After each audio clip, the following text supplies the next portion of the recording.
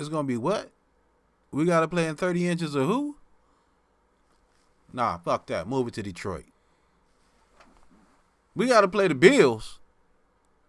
Man, I ain't going all the way to Buffalo to get my ass whooped, man. We going to have to take that somewhere else. Give me some heat. You must be crazy if you think I'm going to Buffalo to play football. I sit at home and play Madden. We can do this. We can postpone this. No, I quit. Oh, it's a juicy beat. Yeah. Welcome to the show. Welcome to the show. Welcome to the Everette Man Show. Welcome to the show. Welcome to the show. Welcome to the Everette Man Show. Welcome to the show. Welcome to the show. Welcome to the Everette Man Show. Welcome to the show. Welcome to the show. Welcome to the Everette Man Show. Welcome to the show, cause you know I know. Keeping up with the flow of all sports. Who hitting in the ring, who balling on the field, who hitting them shots on the basketball court. Of course, you know that I keep it updated from high school to pros. We see who gon' make it from 216 into 216. With a whole city screen, we finally made it. Yes, we are the best and it's true. I know what you heard and I know what it do. 10 toes down my sword, where you pound real, recognize real, and I recognize you. So, we gon' keep it real with the facts. If you like that, grab a seat. You can sit back while I kick back with the winners. Keep it authentic. Give me 30 minutes, a couple shots, and a zigzag. This week, Cleveland is believing. Deshaun Watson is coming. And why Jeff Saturday's win don't matter. Welcome to the show. Welcome to the show. Welcome to the Everette Man Show. Welcome to the show. Welcome to the show. Welcome to the Everette Man Show. Welcome to the show. Welcome to the show. Welcome to the Everette Man Show. Welcome to the show. Welcome to the show. Welcome to the Everette Man Show. Welcome back to another week. This is the 4th episode. We're going to talk about how Cleveland is believing. A lot of y'all have been seeming like y'all a little bit down on the Cavs. We had a little bit of a loser streak. But did you not see Garland go for 51? 51 points in the game, man. It ain't been done many times. And those who have done it, pretty good. Darius Garland just became one of them. You got to remember, man, this is basketball. It's 82 games. It's going to be little breaks here and there where you losing. What you don't want to do and what we seen them do is lose 2 or 3 in a row, because in the playoffs, that could be the death of your series. And that's really what you're playing for at this point. You want to get in here and play for the playoffs.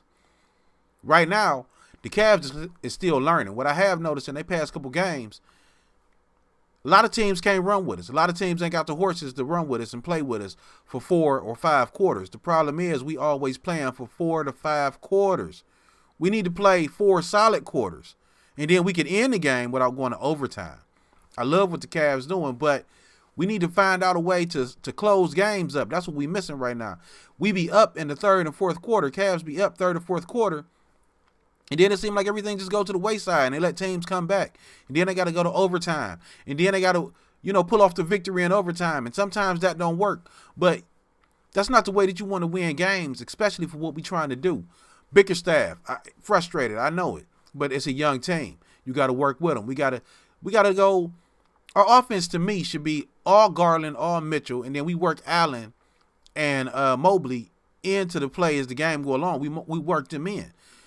We don't need to really, depending on some teams, we can start with the big man inside. We definitely need Jared Allen to be on the court and productive, as we can see. We're a much better team with him on the court. But our offense, I'm seeing too many players besides Darius Garland and Donovan Mitchell take a lot of shots. And I notice sometimes they try and double Mitchell or they try and get the ball out of Garland's hands.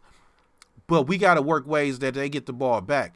We don't need Okoro shooting threes all the time. I mean, he can hit them every now and then, but he's not a high volume shooter. We don't need him shooting a lot. We don't need a lot of these other players Lamar Stevens. I mean, he good. He a good impact energy player. He come in there, he give you a lot of energy, but we don't need him taking critical shots. Those shots needed to belong to Darius Garland and Donovan Mitchell. Mobley sometimes. Mobley hasn't developed into that right now. Right now, let's just build Mobley up. We can't make him a centerpiece yet. We don't want to put a lot of pressure on him, especially when we got such a backcourt as we have, once again, with Darius Garland and Donovan Mitchell. I mean, these two can pretty much average and go for 60 to 70 points a night between the two of them. And then everybody else can sprinkle in, you know what I'm saying? 5 here, 10 here, 12 there. And we in the 120s. We in the 120, 110 average in the NBA. We in the top of scoring. But we got to be able to close them out. We got to be able to shut them down. And that's the problem. We got to work out our defensive schemes a little bit better. I know Allen was out for a couple of those games, and that's why we lost. Because truthfully, had he been there, different story, I believe. But even without that, we have to learn how to close out games. Too many games that the Cavs is going through where they're not closing out. But that's part of being Believeland, right? Nobody thought we was going to win a championship in 2016. Nobody. 3-1. That's what we known for. We come back. We come back all the time. We the underdogs. You know what I'm saying? So it's going to be rough. But we don't need fans calling for trades and Bickerstaff's job. And I see the little stuff on the post and I watch it, but I don't agree with it. We don't need all of that right now. Some of y'all just like to trade. That's not the point. The point is to win a championship. And if we're going to win a championship, let's let Bickerstaff and the Cavs do their job and just stand behind them right now. They're a young team. We'll get far. I definitely think that we could get to the Eastern Conference Finals. It would shock me if we got there. Definitely a second-round playoff berth, I think, this year. Next year, we could look more towards Eastern Conference Finals and Finals. But this year, it's a long year. 82 games. We got to go ahead and just run it out and see what we can do. A lot of y'all mad. Deshaun Watson is coming.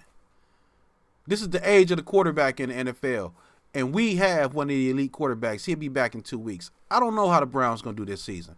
I thought that maybe they had a chance when we first started off and kind of keeping it afloat to give us a little bit of a playoff push. We got the Bills today.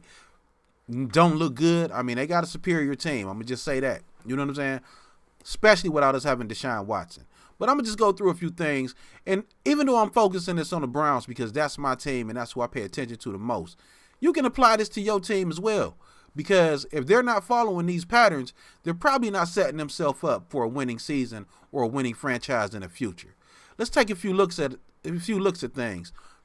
Most quarterbacks in the league who are above average or great are leading their teams to victory. It's not just me talking. Let's take a look at the top 14 teams in the NFL right now. Total, not division, not conference, just total throughout the NFL. Top 14 teams in the NFL right now. You got the Eagles, Minnesota Vikings, the Chiefs, the Giants, the Dolphins, Tennessee, Ravens, the Jets, Buffalo Bills, Dallas, Seahawks, Patriots, 49ers, and the Chargers. Once again, not by division, not by conference, just the top 14 teams in the NFL right now. Everyone with a Y next to it is a team with a elite quarterback as far as we consider in the NFL today. I got a question mark by Baltimore because although Lamar Jackson is not considered by stats a top 14 quarterback, he is a top 14 quarterback, and we all know this by what he does. It ain't always in quarterback stats, but we know that in wins, he's one of the best, and that's really a quarterback stat. So other than Deshaun Watson, you got 1, 2, 3, 4, 5, 6, 7 teams, counting him. That's 8 out of the top 14 that have a great quarterback at center, under the center. Well, let's go ahead and let's look at those top 14 quarterbacks. Top 14 quarterbacks. We got Mahomes, Brady, Allen, Burrow, Geno Smith, Justin Herbert, Kirk Cousins, Lawrence, Rodgers, Goff, Tua, Matt Ryan, Jalen Hurts, and Murray. Now, what you will notice about these teams, not all of these quarterbacks, is not all of them is considered great. Not all of these quarterbacks is what we look at as pantheon quarterbacks or elite quarterbacks. But they're playing elite this year. They're playing good this year, and that's the thing. If you have a quarterback that can play good throughout the year, then your team has a chance that year. If you have a quarterback that's just consistently good or great, then your team has a chance basically every year, at least while he's playing there. That's why you see Patrick Mahomes constantly in the Super Bowl conversation. Tom Brady, the greatest quarterback we've ever seen, got 7 of them. Josh Allen, from what he's showing, may be one of our great quarterbacks. Burrow as well. Geno Smith is different. Geno Smith had a lot of promise when he came out, but doesn't really seem like he's that great of a quarterback in the NFL. Now, in this new system with Seattle, he's working out. Just like Kirk Cousins when he got to Minnesota. Some promise, but we don't ever consider them one some of the best quarterbacks, but they're playing well, and they're in the top 14 right now. Jalen Hurts, we didn't see him coming, but here he is. I'm pointing out these names. Then you got like Aaron Rodgers and a Matt Ryan who are older and kind of towards the end, but they're considered great quarterbacks. Aaron Rodgers does have a Super Bowl. Matt Ryan been the one, but they've been great quarterbacks throughout the year. I'm pointing this out because if your team does not have a quarterback who is playing at an elite level, or as you see right here with Trevor Lawrence, this is like his 3rd year in the league. He's already broken into the top 14. That's a lot of promise. If your team is not following this plan, they're probably not going to do anything going towards the future, and they don't know what they're doing. They're not trying to win. So if we look at like if I give you the top 14 offenses and the top 14 defenses, I can tell you only 8 of the 14 top offenses have what we consider elite or great quarterbacks coming up. Defense is 7 of the top 14. Now, these top 14 defenses and offenses are not consistent with the top 14 teams in the NFL or who you might see in the playoffs. But out of those teams, you will notice consistently that at least half or above have a quarterback who is considered something that's going to be elite. Well, for us over here in Cleveland, we seem to have that. We got Deshaun Watson coming back in 2 weeks, who's going to change the game. The Browns are actually a top team offensively because of our run game is so strong. It'll become a lot stronger once Deshaun is back. Let's take a look at Deshaun. We remember this from my first show, and this was the last time Deshaun played, so nothing has changed. Nothing has changed about this. He got a passer rating of 104.5 on an average. Best year was 112.4. 104 touchdowns to 36 interceptions. And he's basically on par with Patrick Mahomes. And if you look over the Brady's and everybody else in it, he's right there. He's right there with the best to ever do it. So why do we bring this up? Well, we got to bring this up because Deshaun Watson is the missing piece to the Browns actually being a relevant and a great franchise moving forward. Deshaun Watson is the quarterback that is going to lead Cleveland to the promised land. Just as Burrow is a great quarterback in Cincinnati and Lamar has been giving good years to Baltimore, they're all aspiring to be Tom Brady and bring multiple championships to their franchise. But if your franchise does not have a top quarterback and is not trying to get one, you're probably not going to do too well. Because you might do okay, like in Seattle, for instance. Seattle might do okay, but with Geno Smith, they're not going to the Super Bowl. I mean, Nick Foles is lightning in a bottle, and he hasn't been able to duplicate that since. So you got to really think about this. If you have a team that does not have what we have now in the age of quarterbacks, a top quarterback, and is not going for one, they're really just wasting your money and wasting your time as a fan. I'm glad the Browns realized that, picked it up, and Deshaun will be back in 2 weeks. For all of y'all that think that, oh, he ain't played in a year and a half, why would he be anything less than what he was when he left? He didn't get old. He didn't get hurt. He's not sitting out for any other reason other than the fact of some other difficulties and he didn't want to play for the Texans. He's still a great quarterback. He's still going to be at the top of the league when he comes back. So for the Browns, like I said in previous, it was never ever about this year. We hoped that this year it could be salvaged. But it's about the next 4 to 5 years and years after that when we got Deshaun Watson under our center. The question is, who will you have? So this brings us to our next topic of the AFC North. And where is we at? Well, a lot ain't changed since last week except Pittsburgh did win. Congratulations. Kudos to y'all. You know what I'm saying? You're still going to be at the bottom of the league for a long time, and I'm happy to see it. But moving on in other news, let's take a look at our standings.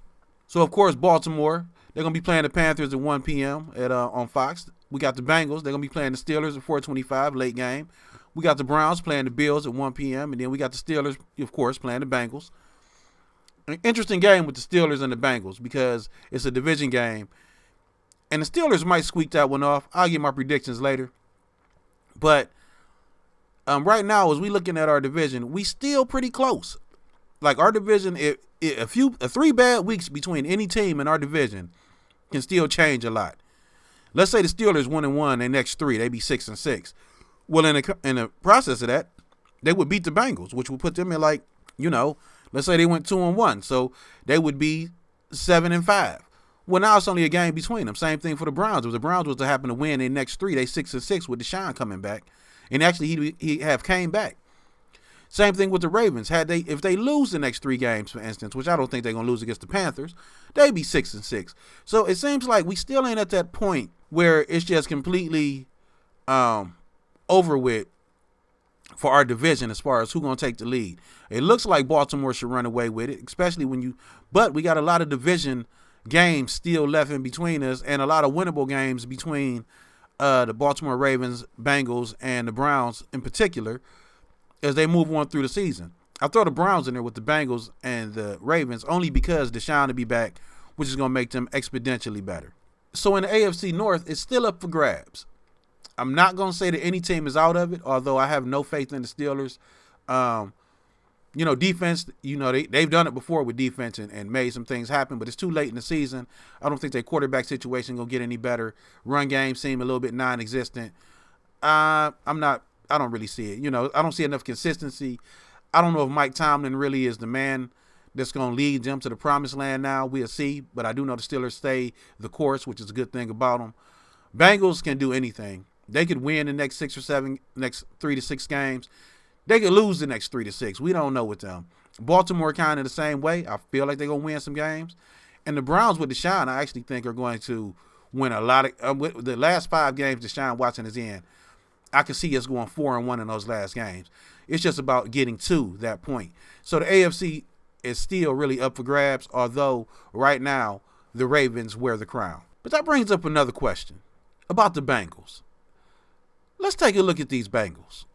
Now, when we're looking at these Bengals, they actually, if I go ahead and take out my notes, could the Bengals make the playoffs? Could the Bengals win the division? Could the Bengals repeat from last year?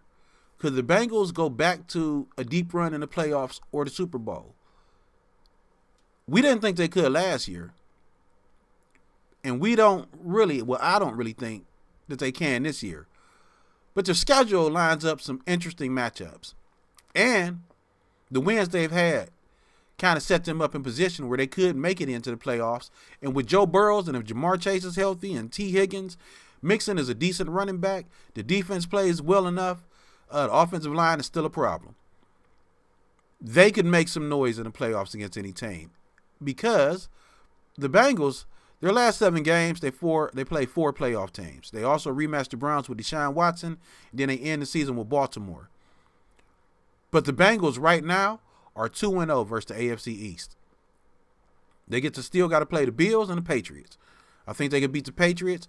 We don't know what the Bills is going to look like. It looks like they could choke even before they even get to the playoffs, or they could be still a good team and get to the playoffs. We're not sure yet. But the Bengals have beaten the teams that they need to beat to stay in the hunt, regardless of what happens, because the AFC East is the cream of the crop in the AFC. The AFC East overall, I think, has a better record than any other division in our conference. We've lost to every team. The Browns have lost to every team in the AFC East that they played. And not only lost badly. We was competitive with the Jets, kind of let them get back in and steal one. But the Patriots, as well as the Miami Dolphins, blew us out, slaughtered us. The Bengals actually beat the Dolphins. The Bengals beat the Jets. They still got to play the Bills and the Patriots. They probably will beat the Patriots. They're actually in a position. So could they change their stripes? Could the Bengals be changing their stripes and becoming a perennial playoff and Super Bowl contender? Because they have Joe Burrow. And like I just said, quarterbacks are the future. You get a quarterback, you get them some weapons, you get a defense. It don't even have to be a great defense, but decent at least. Keep you in the game. You can make some noise. I think the Bengals will make some noise this year. I think they will squeak into the playoffs. Or not outright win our division. Is it going to be the Ravens, who I don't believe can do a lot of damage in the playoffs? I'm not sold on Lamar Jackson. I'm not. I mean, I know he is a great quarterback to a lot of people. I know he does a lot of athletic things. And he's even better in the pocket. But I am just not sold on Lamar Jackson making a deep run in the playoffs or being able to beat somebody like Patrick Mahomes in the playoffs or Josh Allen. And he doesn't even have the weapons. Lamar Jackson is the weapon. He doesn't even have the weapons that other teams have to help him in the playoffs. And in the playoffs, it's not about what you did all season. It's about being great on that day. And you got to be excellent almost. I don't know about Lamar Jackson doing that, but I do believe in Burrow. I do think that Joe Burrow can do it. But yeah, we'll see. I think the Bengals might be making the playoffs. We'll keep an eye on that because they could squeak by and knock out one of them AFC East teams that we think could get there. Wouldn't it be crazy if Miami as well as they played, with all the hype, didn't even make the playoffs because they lost to the Bengals. Something to think about. Something to think about.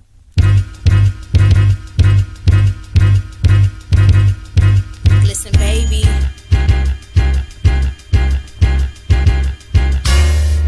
I keep them looking in on the outside. My come up got these bitches with their mouth wide. Everything in my life done changed up. I'm not that bitch at the bar still turning up. Bare child for a man, not a street nigga. I be damned if the streets be a father figure. Real shit I been talking, when was I not? They'll tell you I'm the realest bitch in the spot. House mom, but I still be on my grind, bitch. Get money, my pockets even bigger, bitch. We're not alike, I don't play no games. I need every dollar, I ain't got no change. I keep them looking in from the outside. My come up got these bitches with their mouth wide. Every time I leave the house, it's a come up. Bitch, I'm truly blessed, I ain't luck up. I'm feeling like myself, bitch, I'm bad. I'm feeling like making hoes mad. I'm feeling like myself, bitch, I'm bad. I'm feeling like making hoes mad. I keep them looking in on the outside. My come up got these bitches with their mouth wide. I'm feeling like myself, bitch, I'm bad. Yeah. I'm feeling like making hoes mad. I keep them looking in on the outside. My come up got these bitches with their mouth wide. I'm good nigga, so what you saying, black? You got beef with Bliss, you better take it back. Cause I'll pull out the strap and leave you abstract. And I don't fuck with a hoe unless the ass fat. More paper, so that means more fakers. If I don't fuck her now, definitely fuck her later. Old school niggas, so they still get the vapors. Laughing all the way to the bank, fuck a hater. Fast women and fast cars is how I'm living. Mental vision with intuition, my mind's tripping. Politicking, no politician, I got a mission. With my condition and ambition, they gotta listen. Hold up, let me rep on this mic. Cause these other niggas reppin' and ain't reppin' it right. Cleveland is a city, carry weapons at night. Listen, baby, just try to make her come up. Aight, yeah. Man, you hoes ain't seeing me. Bitch, I been winning. Ain't never stop winning. You hoes stay down. So everybody pumped on the Vikings. Everybody like the Vikings. That's the next big team. They could do it. You know what I'm saying? They could, other than the Eagles, who can really do anything with the Vikings? And I can tell you right now, probably any competent team in the NFC, they're not beating anybody out the AFC for a Super Bowl. So we can cancel that. I don't really think that if they make it to the playoffs, if Tom Brady is in the playoffs, am I going to pick Kirk Cousins over Tom Brady? No, I'm not picking the Vikings over him.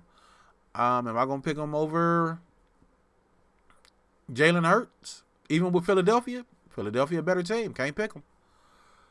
There's nobody on the Vikings. I mean, you got Jefferson. You got Cook. Cousins is just not a great quarterback. And I don't have faith that he's going to carry these Vikings to the promised land, because if he would have been able to, he would have done it before. You know, Aaron Rodgers got one. Kirk Cousins probably ain't going to get none. He's not going to get any Super Bowls. I don't see it. I can't see it happening. Most Vikings fans can't see it happening. They hope it happened, but they don't see it. They're just happy to be in the conversation, and that's about where it stopped. There is no trips to Valhalla for the Vikings. There is no promised land at the end of this season. Your season is going to be a great season that ends in disappointment like it does every year for the Vikings. And you know what? I used to love the Vikings. Used to be a Vikings. Dante Culpepper, Randy Moss, Rob Smith. Oh, I loved the Vikings. I thought that they were going to be the best team, the creme de la creme. And you know what they were? Phlegm. They were phlegm going down my throat at the end of the season, and I don't think anything's going to change. They're an NFC North team with a lot of promise who's not going to live up to it, just like the Packers, just like the Bears, just like the Detroit Lions. I don't think ever had promise, but sometimes they look okay. But the Vikings, I have no faith in you winning a championship. If you do, I'm not going to do anything crazy. Maybe I have a purple drink on air or something, but I don't even have to worry about that. I can eat grapes. I can eat grapes on air, which is a big thing for me because I'm not really a grape person. Bigly.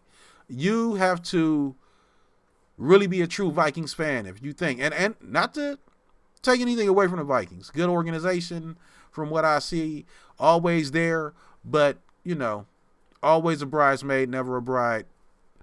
Sorry, Vikings fans, not going to happen. So college football announced that next year they're going to do a 12-team college football playoffs. And I started looking. I said, okay, that's good. Because at first I thought that, like, 4 teams wasn't enough. You got a Power 5 already, so at least every champion should have a bid into the playoffs. That'll make it more valid.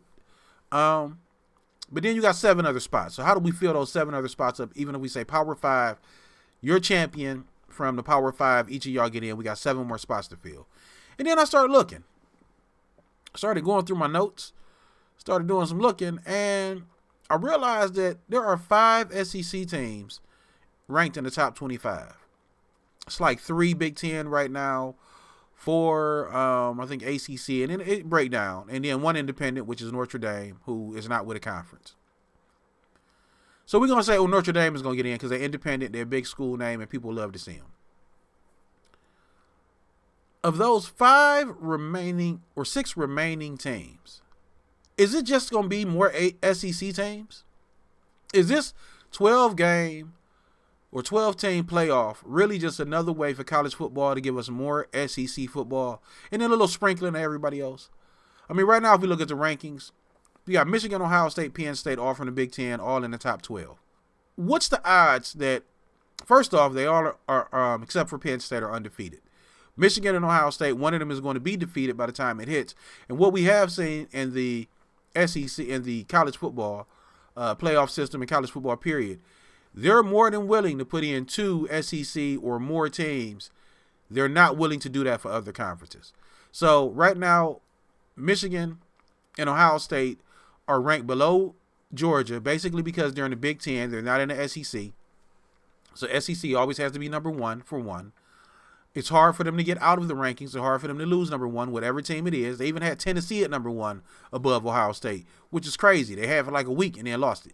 But it's just SEC, SEC, SEC. That's what they're trying to cram down our throats. They tell us that the SEC is the best conference in the world. And, of course, if you always are forcing them in our face, of course. It's just like, it's just like a bad band or a bad song. If you force it on the radio long enough, you're going to get fans. People are going to start to hum it. They're going to start to listen to it. And I think that's kind of what's going on with the SEC. Not to say that the SEC not a good conference. It's a great conference. But if you constantly giving them chances you're not giving the other conferences, then what do you expect to happen? If you constantly stacking the deck so it's SEC versus everybody else, then, I mean, why not just have a college football championship playoff to become the team that can play against the SEC team for the real championship? Whoever the SEC champion is should be the champion. And then the college football tournament, those other 12 or 11 teams will just go in and play to get a chance to play against the SEC champion, and then you can get a champion. Because regardless of what it is, as long as there's choosing involved, SEC is going to be chosen. It's the pretty girl. It's always going to get picked. It's always going to get more love than everybody else, even if other teams are doing better. So with this 12-team playoff, I mean, I wanted 8. But, I mean, if it's just more ways to cram in SEC football, which I guess is cool for SEC fans, but if that's all you're trying to do, college, I mean, y'all might as well keep that and just let the football college champion play against the SEC champion and then determine your national champion that way. Because it's obvious. You want the SEC to be in the limelight, in the championship, in the conversation, even though you got teams like USC, LSU, you got other conferences, other teams that have notoriety and can bring in huge fan bases. Ohio State and Michigan not so much as Ohio State, but Ohio State, you constantly making sure that they're not ranked number 1, or that even if you'll even kick them out of a playoff just to get another SEC team in. And I mean, it's just kind of, it's bull. You know what I'm saying? I mean, I'm not really on it. SEC is cool and everything, but quit trying to cram them down their throats. If they're great, let them be great, but don't force them down our throats. That's my thoughts on that college football 12-team playoff. We'll see how they work it out. But at the very least, Power 5, each champion from the Power 5 at least just get a bid. Okay? Just at least make it that fair. Please. Brooklyn. Man. Brooklyn. The Nets, y'all shouldn't even be Brooklyn Nets. I mean, Brooklyn is home of some of the greatest talents we've ever seen, especially in our community. The Nets are not so much that. Nah. I mean, KD is live. Kyrie is a head case. We know what's going on with him. Now that you have submitted, like I said before, it was never about you apologizing. It was all about you submitting. I don't know how much you submitted. I haven't kept up with the story. I'm going to look back on it because I was curious to see what was going to happen. Suspension went over 5 games because they wanted you to submit. A bunch of other stuff, I don't know if you did it or not, but it's not going to help. Kyrie can come back. Kyrie and KD, you might get in the playoffs, but the network is not working, all right? The Nets is a collection of talented players with no leadership, no base, no foundation, just 2 talented players with a bunch of other players that you could throw together with them and just see if it worked. Only problem is there's no leadership. None. Nobody in the Nets is a leader. Not one person. Not a Kevin Durant, not a Kyrie Irving. Steve Nash wasn't a leader. This new coach seems to be like he's trying, but I don't know if he's a leader. The ownership doesn't have leadership. They just kind of let you do whatever it is. It's a bad organization. You probably should have just sold it to Jay-Z. I'm pretty sure Rockefeller would have had that boy going by now. Jay-Z, if he still was in the organization, would have gave them some leadership. I know he could do it. I mean, shit, at this point, call Dame Dash. What is he up to? Would he like to be involved with the Nets? I mean, I know he's not from Brooklyn, but y'all need something, all right? Y'all, the Nets, I don't see any possible chance of the future. KD should be leaving, but he's locked into a contract. Go ahead and get rid of Kyrie. There's nothing else you can do with him. There's only one player in the world who can handle and deal with Kyrie Irving, and that's LeBron James. Nobody else can handle or deal with Kyrie Irving in a professional setting. Probably even in a non-professional setting. I don't know how he is with other people, but only person I've ever seen him be able to work with and do anything good with is LeBron James.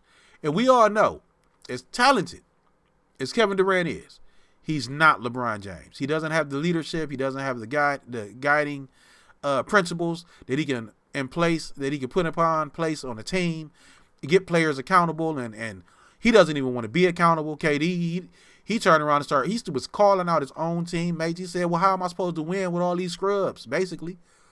Give me Kyrie back. Give us a chance. And even then, it's not going to work. Nets, you tried it. You got KD in the end of the day. Maybe you could try it over with KD and build something. You got to get a better coach. I mean, this coach that y'all got now, I'm not sure. Maybe. Kyrie, head case. And he played for Cleveland. I love the shot he hit for us. He was a head case here, though. And who else do you have? What else do you have to go for? I mean, you can't even trade Kyrie at this point because I believe he's about to be at the end of his contract. So, yeah. Nothing but net. Nope. No net. No net. No net. All right, let me stop that. So you had this kung fu student that walked up to his master. He said, Master, how come I'm always being defeated? When will I ever get better? The master said, Son, have you ever seen the waterfall falling across the cliff? The water is so dangerous and strong, yet so beautiful. He said, Yes, Master, I've seen it. He said, what about the sun in the evening setting? Bald eagles flying in the shadows. He said, Yes, Master, I've seen it. He said, what about the moon at night? Big and bright, looking so close yet so far away. He said, Yes, Master, I've seen that too. He said, that's the problem right there. You're watching all this shit instead of training. Welcome back.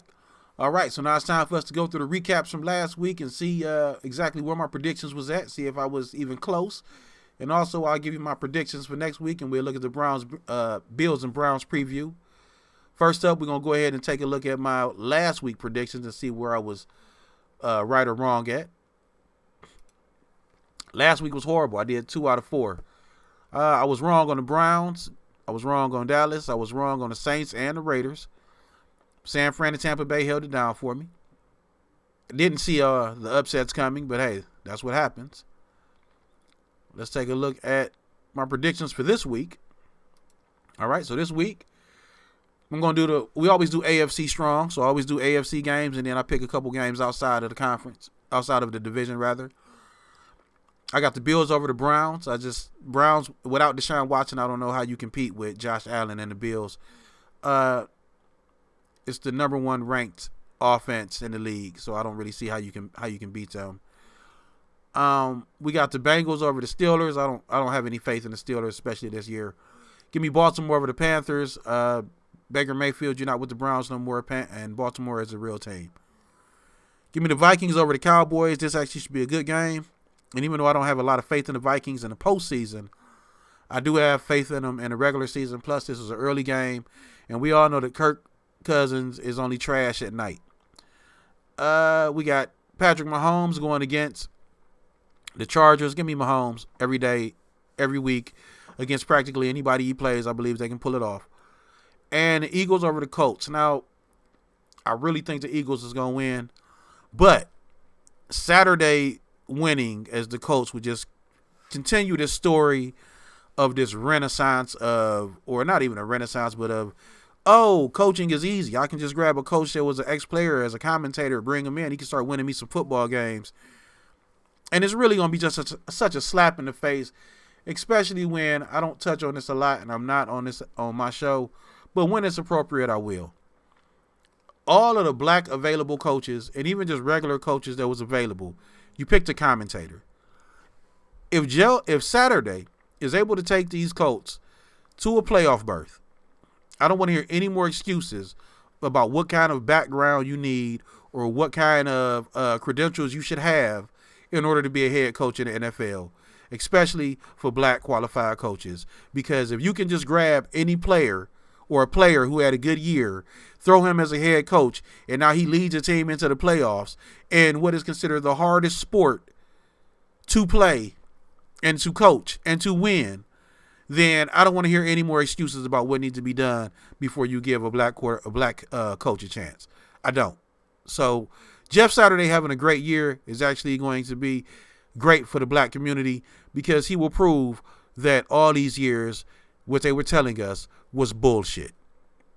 So now, let's take a look at even though I already told you I think the Bills is going to win, let me tell you why the Bills is going to win, especially without Deshaun Watson. We look at the Bills and the Browns. The Bills have the first-ranked offense in the entire NFL. Josh Allen is 6'2", 237 pounds. He is averaging 300 yards plus per game, and he has 20 touchdown passes already in the first 10 games of the season. They have the 8th ranked defense, 7th against the run, and they just basically have an overall advantage over the Browns. The Browns' only advantage to win this game is to take advantage of turnovers, because if it's one thing Josh Allen would do, he would throw you some interceptions. Only problem is the Browns are last or almost dead last in interceptions by the defense. We're 20th in total defense, 19th against the pass, and our real only shining spot on offense is our run defense, which is 5th ranked in our total offense rather is ranked 5th in NFL because we're 5th in rushing, and we have the 3rd ranked rusher in Chubb in the league. We got some more running backs, Hunt and some other things, but other than clock management and some turnovers, yeah, it's going to be a long day for the Browns. I just hope they make it look good. And, like I said, I think the Bills are going to pull this one off, especially us playing without Deshaun Watson. With Deshaun Watson, we had a much better chance, probably even pulled it off, because if it's one thing that the new NFL will allow you to do is get away with a opportunistic defense if you have an offense that can score points. And once Deshaun Watson comes back, we'll be able to score a lot more points and won't have to rely just so heavily on clock management and running and rushing the ball. So let me get the Bills, over the Browns, like I said before, and that's why. Basically, they're just a better team right now, and they have an elite quarterback, one of the 3 best quarterbacks in the league playing right now, top 5, probably by the end of the year, even if he drops, and that's just what it is. So you had this guy that won his radio contest, and he won 2 Super Bowl tickets. He got inside the stadium, he looked at his tickets, and he realized that his seats was way at the back of the stadium. He was disappointed, but he just looked around to see if he could find a better seat. Then he seen one seat close to the field. So he walked up there. It was this guy sitting next to the seat. He said, "Excuse me, sir, is this seat taken?" The man looked up. He said, "No." He sat down. He said, "Oh my God, I can't believe nobody would sit in this seat. This beautiful view right by the field." The man said, "It used to be my wife's seat." He said, "We done been to every Super Bowl since we was together, and that was 20 years ago." The man said, "Wow, where is she now? Did she have to work or something?" He said, "No, she passed." He said, "Oh, man, I'm sorry to hear that, man." He said, "But you didn't have no friends or no relatives that you could have brought to the game with you?" He said, "Nope, they all at the funeral." Josh McDaniels, you are not a great coach. I don't think that you are a head coach. Montana Love, maybe you should go into wrestling. I seen how you slammed him out of the ring. That you was winning the fight, but I don't know. Maybe wrestling is your thing. Jeff Saturday, all right, so you won one game. Maybe you can win some more, but you're only going to prove that black coaches deserve a chance. That's all you're going to prove, Jeff Saturday. I hope you have a great season so that we can all know that what we've been told for years is bull. All right. All right. And we got 2 picks this week for fantasy. If you got Joe Burrow, go ahead and start him. Also, you should start A.J. Brown. He's going to have a big game, I believe, today. Possible. You got Darius Slayton. He should have a big game going against that Detroit secondary. And even though he has Daniel Jones throwing him the ball, New York is playing pretty good ball. So Darius Slayton. And also Devontae Smith, if you do have him in your lineup, you can go ahead and use him. Coach seemed like he was going to really try and activate him and use him a lot more, and we know what he's capable of once he gets the ball. So those are your 2 on the possible, Joe Burrow, A.J. Brown, and Darius Slayton. And I gave you an extra one with Devontae Smith on the Philadelphia Eagles, but if you wasn't playing him already, you probably shouldn't be playing fantasy football. Oh, it's a juicy beat, yeah. Welcome to the show. Welcome to the show. Welcome to the Everett Man Show. Welcome to the show. Welcome to the show. Welcome to the Everett Man Show. Welcome to the show. Welcome to the show. Welcome to the Everett Man Show. Welcome to the show. Welcome to the show. Welcome to the Everett Man Show. Welcome to the show, cause you know I know. Keeping up with the flow of all sports. Who hitting in the ring, who balling on the field, who hitting them shots on the basketball court. Of course, you know that I keep it updated from high school to pros. We see who gon' make it from 216 into 216. With a whole city screen, we finally made it. Yes, we are the best and it's true. I know what you heard and I know what it do. 10 toes down my sword, when you pound real, recognize real, and I recognize you. So, we gon' keep it real with the facts. If you like that, grab a seat. You can sit back while I kick back with the winners. Keep it authentic. Give me 30 minutes, a couple shots, and a zigzag. This week, Cleveland is believing. Deshaun Watson is coming. And why Jeff Saturday's win don't matter. Welcome to the show. Welcome to the show. Welcome to the Everett Man Show. Welcome to the show. Welcome to the show. Welcome to the Everett Man Show. Welcome to the show. Welcome to the show. Welcome to the Everett Man Show. Welcome to the show. Welcome to the show. Welcome to the Everett Man Show.